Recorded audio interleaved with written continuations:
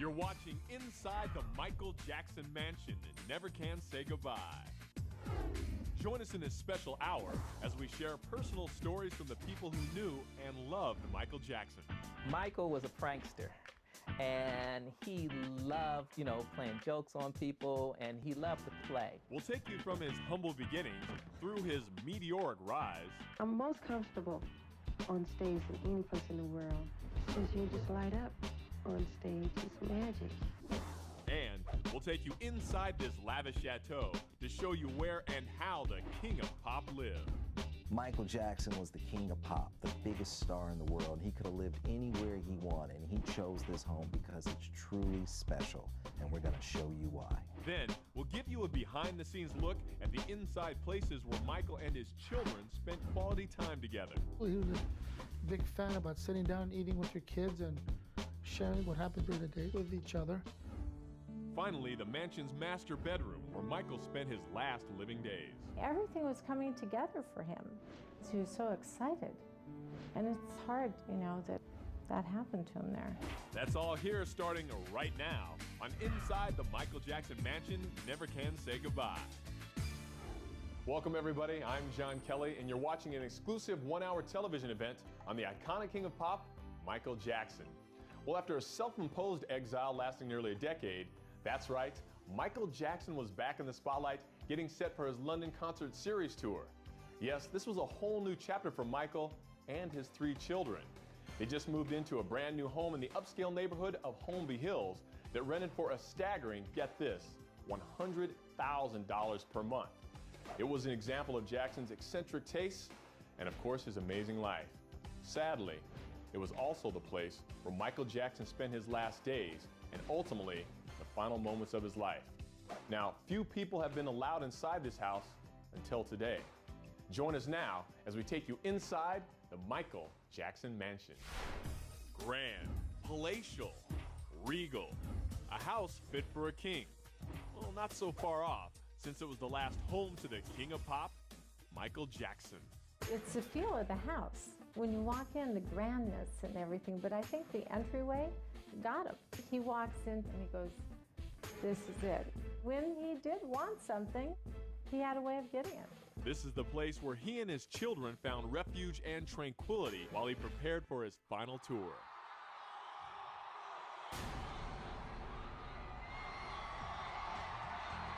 This is it.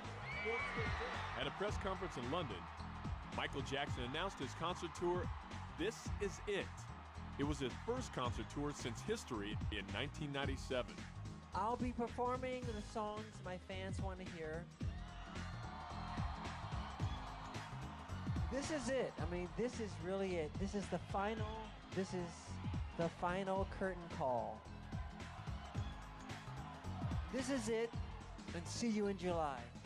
The reclusive king of pop who once shunned the spotlight was now stepping directly into it.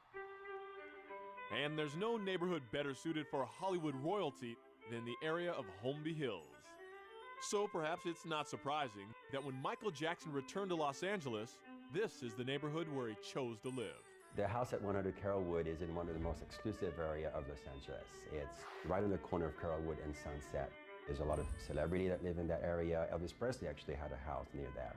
The other king, Elvis Presley, lived right across the street. I was concerned because the star maps are there and stuff, and he didn't really care. There aren't many neighborhoods more star-studded than Holmby Hills. Every day, tourists flock to this vicinity to see where their favorite celebs live. A star map tour will take you past the Holmby Hills homes of such Hollywood icons as Marilyn Monroe, Walt Disney, Fred Astaire, Gregory Peck, Charlie Chaplin, and Lucille Ball. He wanted to be in the Bel Air, Holmby Hills area, and I knew all the homes, even properties that weren't on the market. Joyce Essex, the #1 realtor in Southern California, had the pleasure of finding Jackson in his new home. He didn't mind being in LA right now. I think that was part of his thing. He wanted to be a little more back in the action, but he wanted privacy in his home. His home, a 20,000 square foot mansion situated in the ultra-exclusive and outrageously expensive suburb of Berverly Hills. For Michael, it was just far enough away from the hustle and bustle of fast-paced LA. This house is so classy. There's a really sense of elegance in the home. The minute you drive up the gate and those beautiful gates open, you know that you've arrived to a place that's very special. The house was built by developer Mohammed Hadid for his family back in 2002. It's romantic, it's understated, and it's a beautiful house. It's one of the most beautiful homes of all time. This 8-bedroom chateau-inspired home rented for an excessive $100,000 per month. Today's market value, which escalates by the week, is now an astounding $40 million. Michael loved the house. It was grand. It had everything in it he wanted. It worked out perfect for him.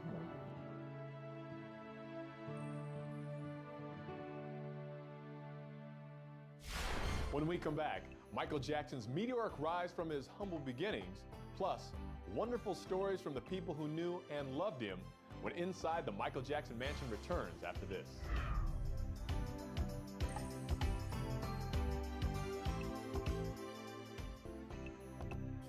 You're watching Inside the Michael Jackson Mansion, Never Can Say Goodbye.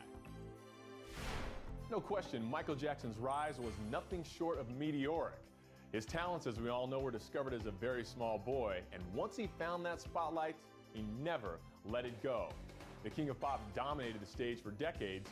In fact, the stage is where he says he felt the least vulnerable. And it's the place we first idolized our pop icon. You couldn't get much further from the mansions of Holmby Hills than Michael Jackson's humble beginnings in Gary, Indiana, a once thriving steel town just 25 miles outside of Chicago that had once seen better days. It was there that Joe and Catherine Jackson started their family. Michael Joseph Jackson was the 7th of 9 children. Me and Michael were great friends as children, 9, 10, 11, all the way up until young adulthood. Kerry Gordy, record producer and son of Motown great Berry Gordy, grew up with Michael Jackson. He gave us a little insight into who the pop star was. Michael was a prankster, and he loved, playing jokes on people, and he loved to play. So I saw him as a kid, but the way that he was and all of the talent that he had, not just dancing, but writing and singing. I mean, he was amazing on all fronts. Amazing he was. In 1968, at the ripe old age of 9, Michael made his debut as he joined his brother's group, the Jacksons, which soon became the Jackson 5. As a little kid, we put him up front because he danced so much and had so much energy. Michael signed to Motown when he was 8 or 9. It was hit after hit for 7 years. And they had sold in the scores of millions prior to leaving. The Jackson 5 were music phenoms, and in the 70s, their music broke down racial barriers. And they're all holding hands, and everybody's rocking, and all colors of people are there, all races, and it's the most wonderful thing. The band would soon serve as a launch pad for Michael's solo career. Rock With You was a hit from Michael's first album, Off the Wall. You never know if someone's going to take off, because that's not only a timing thing and a God thing and a luck thing, but you knew that he had the potential to be incredible. And boy, was Michael Jackson incredible. Jackson's 1982 album Thriller still remains the world's best-selling album of all time, and 4 of his other solo albums are among the world's best-selling records. From 1979's Off the Wall to 1987's Bad, Dangerous in 91, and History in 95. Everybody wanted to work with him in the music industry, period. I don't know no producer that was like, I don't want to work. Everybody wanted to work with Michael. Rodney Jerkins collaborated with Michael on his #1 hit, You Rock My World. It's one thing to be able to write and work with someone like Michael Jackson, but it's another thing when you have an actual hit record with him. And it's great to know that one of my #1s that stand out on my list with Michael Jackson. Don't Stop Till You Get Enough was Michael's anthem when it came to performing on stage, because this is the place where he truly shined. I'm most comfortable on stage than any place in the world. It's just, you just light up on stage. It's magic. Unfortunately, Michael wasn't the only one who couldn't stop till they got enough. His fans were insatiable. The paparazzi were relentless. There's a time when I give a concert I like to have as many people want to come can come and enjoy the show. And there's a time where you like to be in private when you put on your pajamas, go to sleep, cut off the light, and lay down. That's your private space. His meteoric rise to superstardom came at a price, and that price was freedom. I can't go in the park, so I create my own park in Neverland, my own water space, my movie theater, my theme park. That's all for me to enjoy. It's no secret all that attention took its toll, and Michael withdrew from the spotlight. The star needs some space. Give him a chance to relax. He has a heart. He's human. The King of Pop went into exile only to reemerge 10 years later, vowing to return to the stage he loved. Michael Jackson returned to LA to prepare for his much-anticipated concert tour. But first, the King of Pop required a castle from which to stage his comeback. He was so excited. He was going on his tour. He was making a comeback. Everything was coming together for him. Joyce will never forget the first time she met Michael and his family. Good morning. He literally, walked up, "Hi, I'm Michael, nice to meet you, and this is Prince and Paris and Blanket." He's such a warm human being. I was very lucky to have that time alone in these houses, because each house was like a 20,000 square foot house, so you were in there for an hour and a half, 2 hours at a time, just hanging with Michael Jackson. Joyce showed Michael a number of grand homes, but it was this house on Carrollwood Drive that captured his heart. The day that the lease went through, we were out helping getting bedding for the house, and we were washing everything, getting it ready for when he arrived with the children, It was kind of exciting.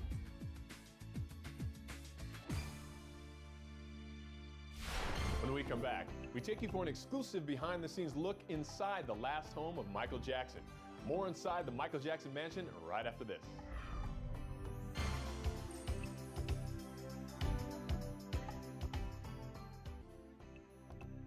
You're watching Inside the Michael Jackson Mansion, Never Can Say Goodbye. Michael Jackson and his children lived in a 20,000 square foot mansion on grounds nearly 4 times that size. This French chateau, fit for a king, showcased Michael's exquisite taste and his extravagant lifestyle. And until now, no one's been able to see where or exactly how the King of Pop truly lived. As you approach these massive beveled hand-blown glass and iron doors in Michael Jackson's French chateau mansion, an entrance of fairy tale splendor greets you. After all, a king, 2 princes, and a princess lived here not so long ago. I've seen every house he's been in. I've been around for years, so to me, it was his taste. He enjoyed it. It was up to his standards. He loved it. It was comfortable. The kids loved it. This comfortable 20,000 square foot French manor had been the home to superstar Michael Jackson and his children since January 2009. And it was very much in tune with his lavish taste and extravagant lifestyle. And never before has the public had such complete and unbridled access to this home until now. As the creator and executive producer of Beautiful Homes and Great Estates, we shot this home, and I thought long and hard about sharing it after Michael's passing, and then I just saw how hard it was for people to really come to terms with it. Love you, Michael! They're standing in front of the gate, they're looking at helicopter shots, where you're basically looking at the air conditioning units on the roof, and I thought, you know what, this is time. It's time to take people inside so they can really connect with him that much more and see how he lived and where he lived. How he lived was like a king in a gorgeous 3-level single-family home with 8 generous bedrooms, 13 sumptuous baths, and 13 stunning fireplaces. I designed it for me to live in a house like that, and finally I moved on to a bigger house, but that particular house was one of my favorite houses I've ever built. Muhammad Hadid was the mansion's designer and Jackson family friend who built this home for his own family. That photograph was taken in my home in Bel Air last Thanksgiving. He said, "I want to stay in your house that one night." So I gave him the house for the evening, and I have a large theater in my home, and they spend a lot of time there with his kids. He loved my home, and that's where he wanted to live, except I was living there. Michael was happy to find in Carrollwood another estate that exemplified Hadid's exquisite taste. Once inside this expansive interior space, you can't help but wonder what exactly captured Michael's heart. Perhaps it was the breathtaking 30-foot-high arrival hall showcasing an 18th century Turkish chandelier. or the wide formal staircase with its one-of-a-kind hand-carved banister created from 2 alderwood trees. Or maybe it was simply the mansion's over-the-top elegance. It was a very elegant house, very stunning. Marlon Brando's son Miko, Michael's friend and confidant, knew more than anyone why he found this house so appealing. The way he picked a house, I mean, he liked the furniture, the architect, the layout. I mean, I believe there's a Michael Jackson taste, and he knew what he liked. And he waited to find a house that he would like. This was the house Michael would like, a home grand in every detail and an exquisite piece of art in its own right.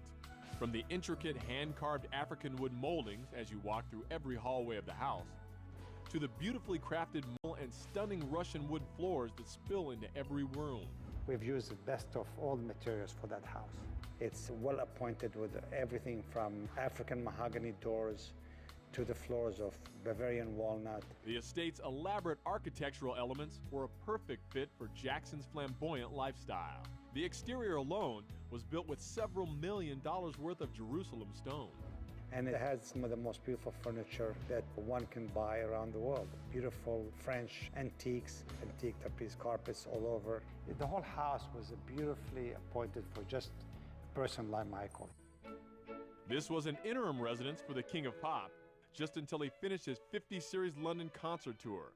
So it was a priority for him to settle in and to make this house a home for his family. He actually leased that property furnished. So it was important to him what was in it, his surroundings. But he loved artwork. He loved gold statues, marble. He had expensive taste. There was a lot of little paintings there, beautiful paintings that I picked up around the world, and they stayed with the house when I left it. The thing with Michael, it was interesting because he knew artwork and antiques, and he'd walk in and he'd go, "Oh, this is so-and-so, this artist. I love this piece." And he'd know. Like all the artwork, it was just amazing. Another reason why I believe Michael chose that home is because when you walk through there, not only is it warm and engaging, it's very inspiring. And Michael was turning on his creative juices, getting ready to go on a world tour. And of course, he's going to want a place where he can live, have fun, and be truly inspired. He loved the feeling of its intimacy, its grandeur. It's big, but yet it feels like home. And he felt that the house was a perfect place for him and his family to live in. Michael knew how to live. And it was nice seeing that my friend can enjoy what he's worked for. Okay, we've taken you inside the Michael Jackson mansion, but next, we'll walk you through the actual grounds that brought the Jackson family so much peace and joy.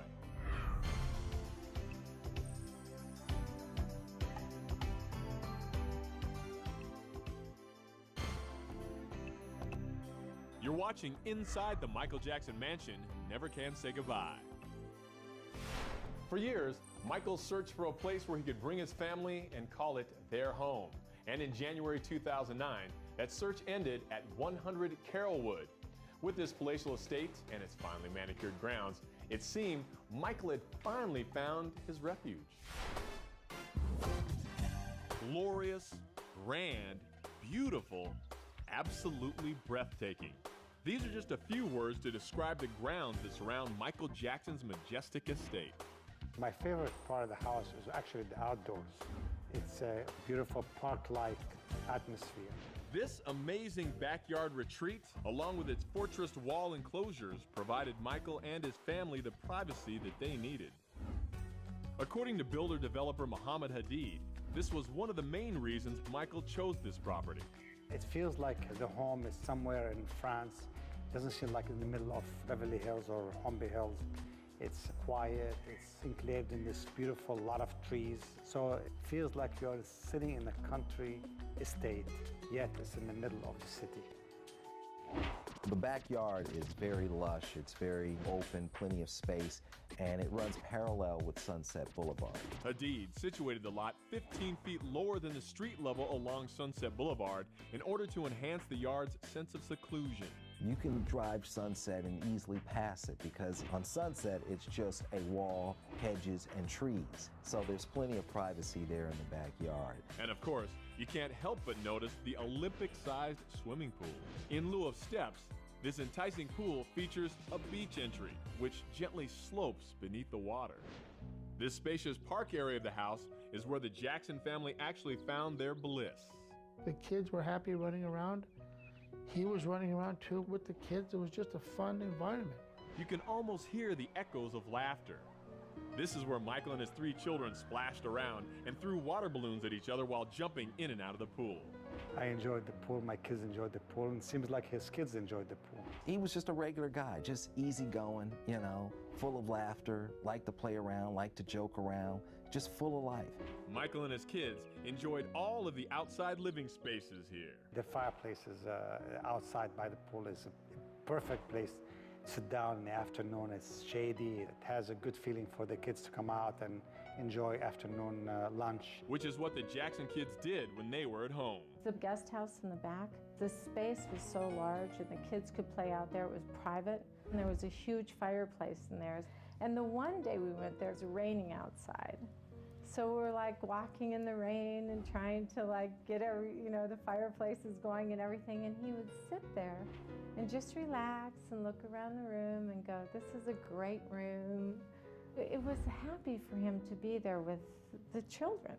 The estate's generous verandas offer the Jacksons a respite from the sun. There's about 10,000 square foot of verandas around the house. From any bedroom, one can enter into a veranda overlooking the gardens. The patio areas continued the mansion's use of the most luxurious materials money can buy. The patio area is all floored with reconditioned stone from Jerusalem, and the pilasters were from French limestone. It has great seating areas and shaded areas, so it's for family to enjoy. It's the best place. Tucked away in the back corner of the spectacular home is a mountain retreat.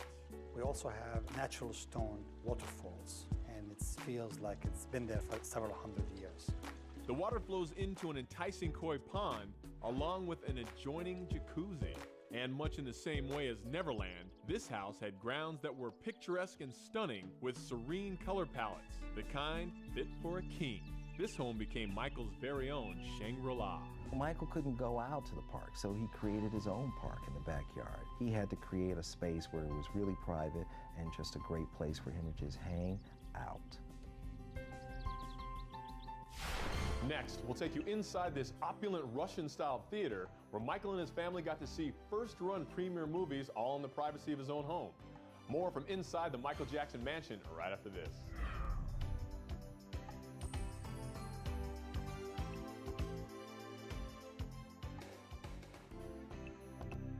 You're watching Inside the Michael Jackson Mansion, Never Can Say Goodbye. It's no secret the greatest performer of all time loved to entertain, both on stage and at home. Because of his celebrity, unlike you and me, Michael couldn't just go out and catch a flick or enjoy a movie.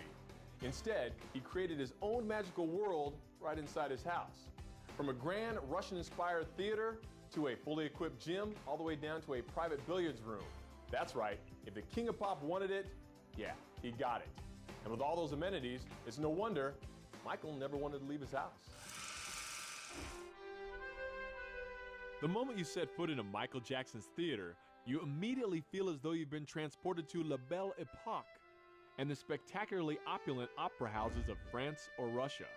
The theater is beautifully done. It's designed to capture something from the old Russian theaters, which I believe is the most beautiful theaters in the world. It's red, it's beautiful, it's comfortable. Dramatic balconies flank the sides of this lavish theater, showcasing museum-quality art, while intricately detailed moldings frame the entire room. The moldings was all hand-carved by great artisans. It's just the way they used to build them in the old days of Russia. The ceilings were painted to replicate frescoes straight out of the Renaissance period by another Michael, Michelangelo. The ceilings were hand-carved and they're remolded. I had great artists from Russia that came in. That's all they do is paint murals around all my homes. If there was an interior area of the mansion that Michael truly enjoyed to entertain in, it was here. The theater he loved. He was very attuned to what kind of sound he was going to get out of it. The theater is wired for 35mm analog and digital viewing. It was a great place to just come with the kids and hang out in the evening. This showcase room with its luxuriously appointed mohair velvet walls, curtains, and couches, could comfortably accommodate Michael and his 3 children, along with 15 other guests. It's easy to picture Michael in that home with his kids, having a great time in the movie theater. That's where he spent his time with the most important thing in the world to him, his family, his kids. Michael and his children had happy times in this room, watching first-run movies that were playing at the box office. After all, he was the king of pop, so he could watch whatever he wanted. Having a movie theater at home has always been important to Michael. In 1982, he invited my mother and I over for dinner and showed us the movie Gandhi. Now, in 1982, not too many people had their own theater at home. The coppered ceiling wine tasting room and cave echo the opulent atmosphere of the theater. Muhammad Hadid creates his signature wine cellars in every house he builds. There was a beautiful wine cellar, yes. You usually put the wine cellar in every home I built. Michael moved into this mansion to prepare for his London concert tour. So getting into shape and working out with a physical trainer was part of that preparation. He was in shape, obviously. He looked good. You can look at the footage that you see on TV and you see that he's in top form. He's singing, he's dancing, he's moving. Yeah, he was ready to go. He used this training room every day. It's a beautiful, fully furnished exercise room. It's big enough for a small hotel. When Michael got tired of exercising, he could take a break, rack 'em up, and shoot some pool in his very own billiards room. Now, Michael felt most comfortable in 2 places, on stage and at home. So home was extremely important to him, and so he always made sure he had the best. And when you're the king of pop, you can afford to live wherever you want to live, and he chose the best. Coming up, a private look into the room where Michael Jackson spent his last living days. But next, an intimate look at the places where a superstar and his family tried to lead a normal life away from the prying eyes of the paparazzi. That's when Inside the Michael Jackson Mansion returns.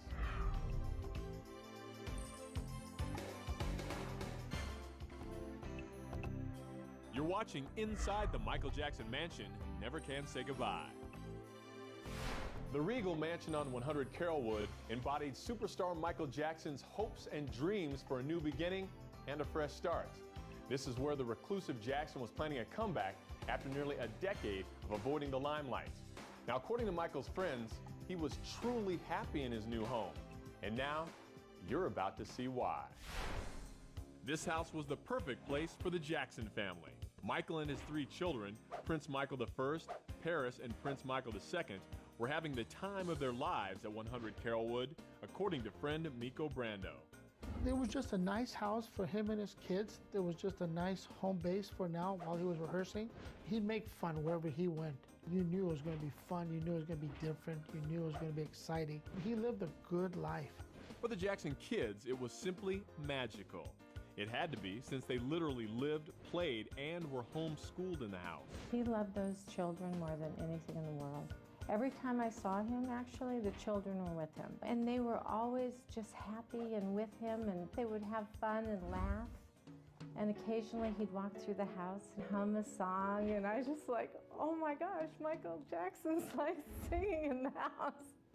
You know, it was just exciting. The superstar's family nutritionist, Cheryl Lynn Lee, made several visits to the Jacksons' Holmby Hills home, and she got to witness this love firsthand. You walk into the house and just the wonderful music, the classical music that was ongoing, and just the love and interaction between he and the children was just so genuine. The interior places where Michael loved to spend time with his children were in the family and dining room areas. The area he loved was the kitchen area and the living area. You can eat, drink, watch TV, and do everything around one area. This is the family space where Dad, Michael, and the kids had a date every single day. When he got home, there'd be food for him and for the kids, and have the 3 square meals a day. In this day and time, with everything going on with him, and I'm sure his schedule being very busy, they sat down together and had dinner together and have breakfast together. I mean, how many people today sit down as a family? I loved seeing that. It was so beautiful. He was a big fan about sitting down and eating with your kids and sharing what happened during the day with each other. And we can tell you the superstar loved to eat, and his favorite dish came from south of the border. Enchiladas, cheese enchiladas. He loved Mexican food. We definitely do some damage eating some food together. Yeah, he loved Mexican food.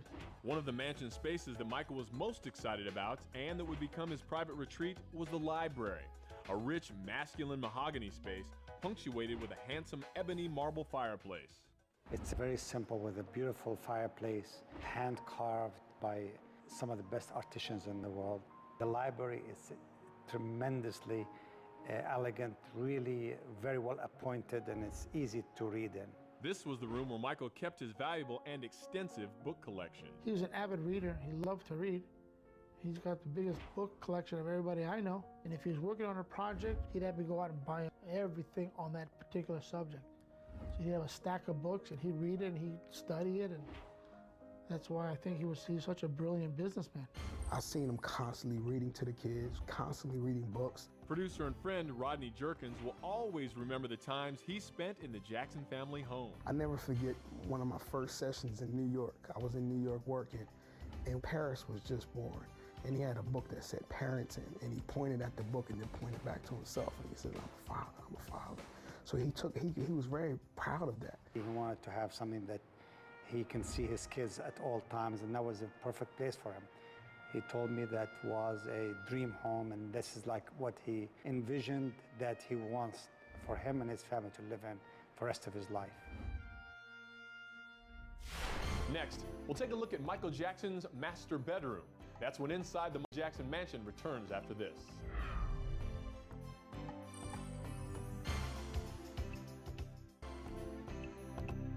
You're watching Inside the Michael Jackson Mansion, Never Can Say Goodbye. Welcome back to Inside the Michael Jackson Mansion.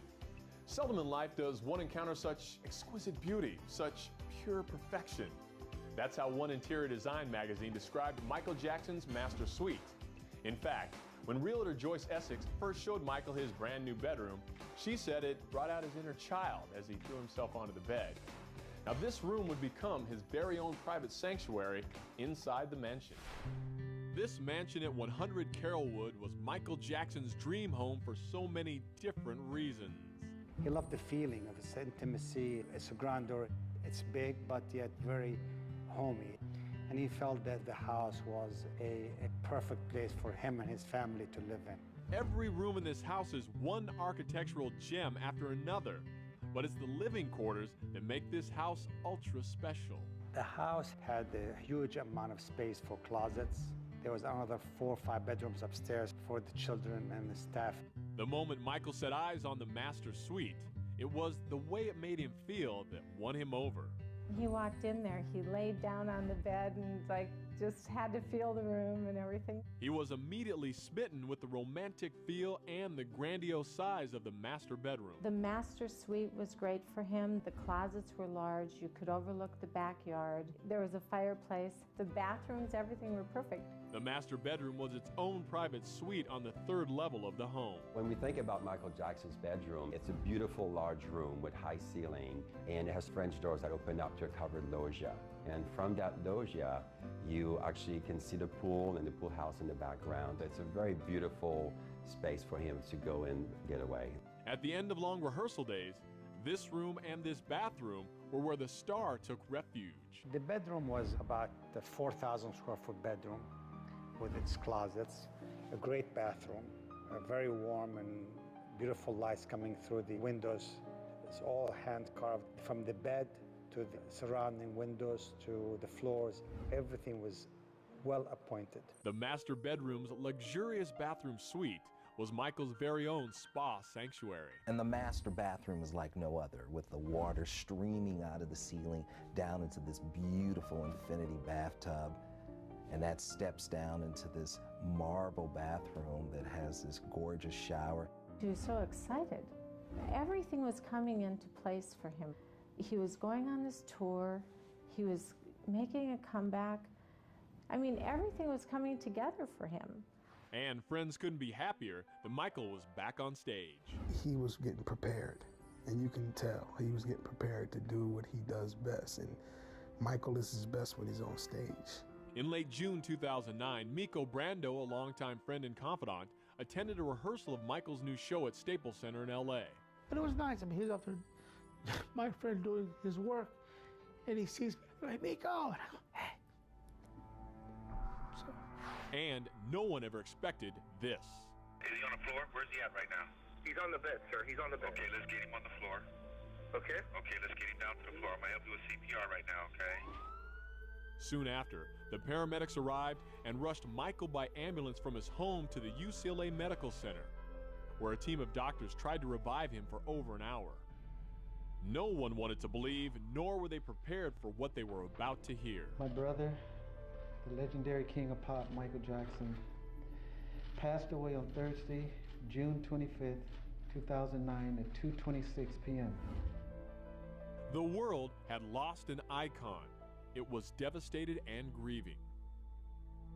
If these walls could talk, they would probably tell you even more memorable stories about a man who loved his kids, a man who had hopes and dreams like every one of us, as well as fears and insecurities, and like most of us, never planned on life ending so soon. I wished I saw him more often. He did call a couple of times and last days just before. And I wish I was here to see him, but he's a very kind man and a sweetheart and very great father to his children. We may never truly know what happened in Michael Jackson's mansion on the day of his death, but friends hold on to memories of the happy times he had here. He enjoyed it. He really loved it. It's nice to see that. He enjoyed the home while in his last days. I feel blessed that he was there. I wish he spent more time there, and of course, I wish I built a home for him to live a longer life. To you, this house might seem just an empty space, but to Michael's friends and fans, this was his home. It's strange to me because the whole thing with this house, it was supposed to be like the happy place to go. The kids and everybody was so excited about it. And it's hard to think of it that way, you know, that happened to him there. Michael was a very special human being, and we were really fortunate to ever have him. And he is someone that I will always miss. He was the greatest entertainer to ever walk upon the earth, and he really tried to make a difference. He was the best father, the best entertainer, the best friend I've ever had. Any category you want to put Michael in, to me, was the best. He was just the man. He was just a great person with a great heart. You can't say goodbye to someone like MJ, because when I leave out of this building and when I cut my car on, I'm listening to Michael. Shiny and sparkly and splendidly bright, here one day, gone one night. Gone too soon.